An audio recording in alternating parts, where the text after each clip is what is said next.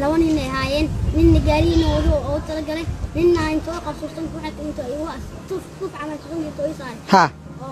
هريج suuf yar oo afka ka saaray oo afkaaga qabta saad u hadlin gaarigoona kugu tuuray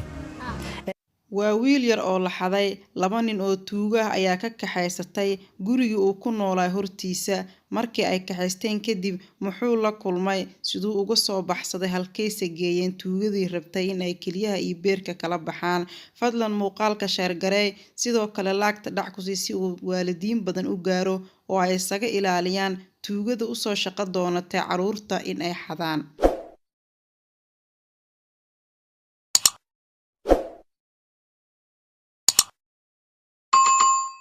السلام عليكم ورحمة الله وبركاته وإذن سلام أصحابتي دقالي أحمل البودوني ذك جوكتان كسر هذا الجنال كيجا هالكادي جالس سعطان وفيه مشو maalmihii u dambeeyay waxaa baraha bulshada qabsatay in ay jiraan caruur la xada iyo sidoo kale tuugo ka ganacsata caruurta beerkooda iyo kiliyahooda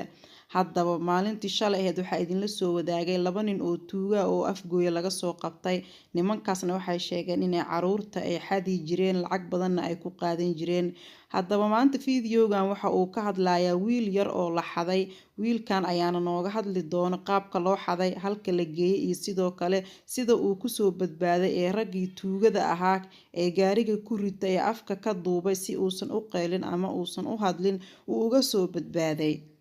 أبو مجاعة أطلع حاجة كرقات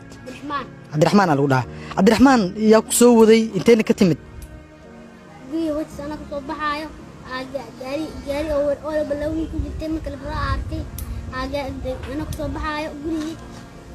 لون إني هاين من جارين ودو أو ترجلي من عين توقف سوستن كحت أنت أيوة توف عمل شغل توي صار ها هريج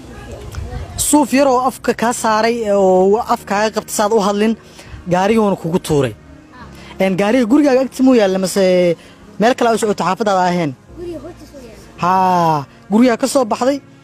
adigoo wadada maraysid aad aragtay nimankan ma aadan ka shakin kadibna gaariga kugu turteen xaafadda ka timid xaafadee waaye ee ka soo wadeen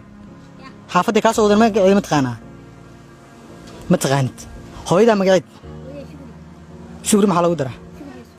sida aad maqleysaan wiilkan waxa uu ku ciyaarayay guriga ay degan yihiin hortiisa wiilkan ayaa waxa u imaaday laba nin oo tuuga oo caruurta xada oo wadatay gaari kadibna waxa isku dayeen in ay wiilkan si qasab ah ay ku kaxeystaan oo ay afduubtaan Cabdiraxmaan ayaa afka laga xiray si uusan u qeylin oo qeyladiisa loogu soo bixin kadibna labada nin ayaa gaariga kaxeynaya midka kalena wuxuu isku dayay inuu Cabdiraxmaan xoog gaariga ku galiyo kadib gaarigii ayaa la geliyay la kaxaystay sidoo kale Cabdiraxmaan waxa uu sheegay in uusan garaneynin meesha uu joogo iyo sidoo kale halka ay deegaan ahaan ay u deganayeen bal ha inoo sheegay Cabdiraxmaan halka laga keenay inta uusan imaanin Muqdisho ka hor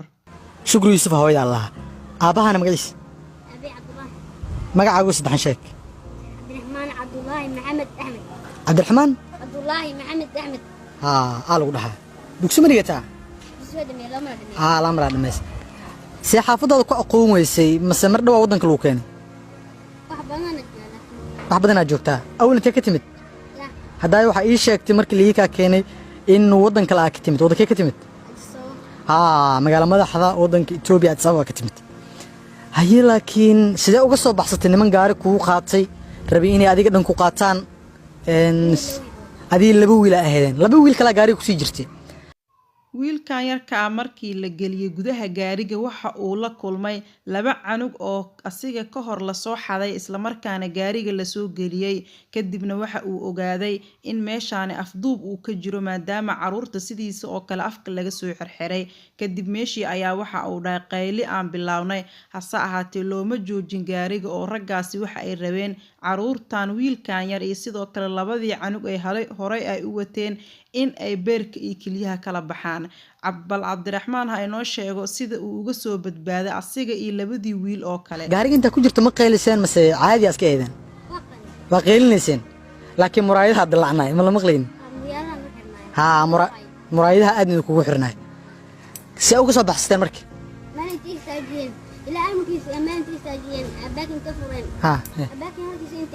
أباك أنت كبحين قالوا تستاجين هي كيف قالوا تستاجين أنا كنا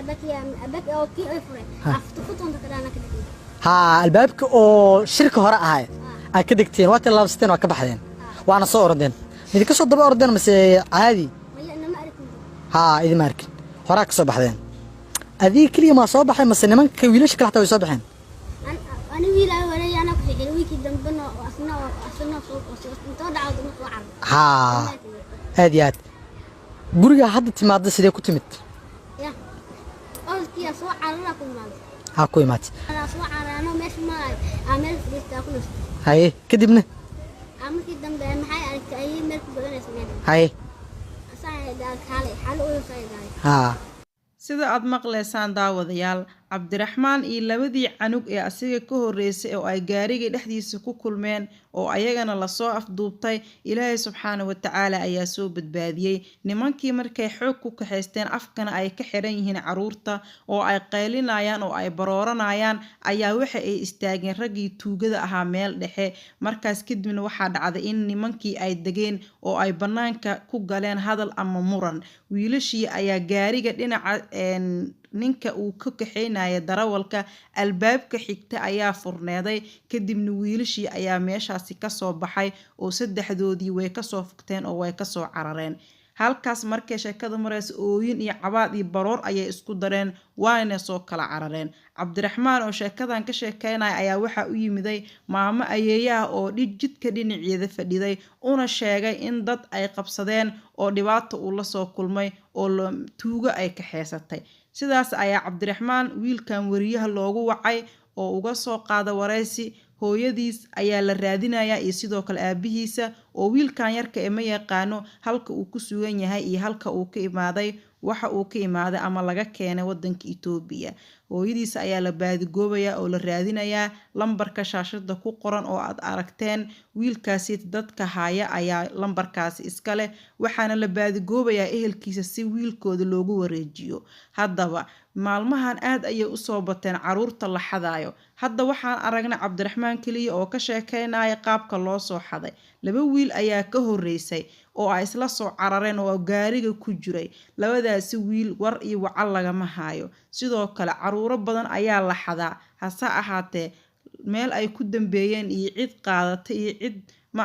ka sheekeynaysa lama arkin sidaas darteed waalidiinta maxaa la gudboon in caruurtooda ay ilaalsadaan haddii uu aabba yahay iyo haddii ay hooyo tahay waalidiinta oo isku duuban waa in caruurtooda ay xoogga saaraan il gooniyana ay u lahaadaan sidaan wada aragnay laba tuuga ayaa jirta oo shalay lasoo qabtay oo caruurta keliyaha iyo beerka ka baxsan jirta qiratayna in $500 ay ku qaadan jirtay haddaba afgooy haddii lagu arko tuugadii muqdishona lagu arko caruur badan ay hore u kaxeysteen hadda maxaa la sugaa waalidiintu waa inay digtoonaadaan waana idin mahad celinayaa muuqaalka la garay si uu u gaaro waalidiin fara badan oo awlaadooda ay u ilaalsadaan tuugadan u soo banaan baxday inay caruurta xadaan oo beerka iyo kaliyaha ay ka baxsadaana looga digtoonaado fiidiyowgana sii sheer garay si loo helo cabdiraxmaan waalidkiisa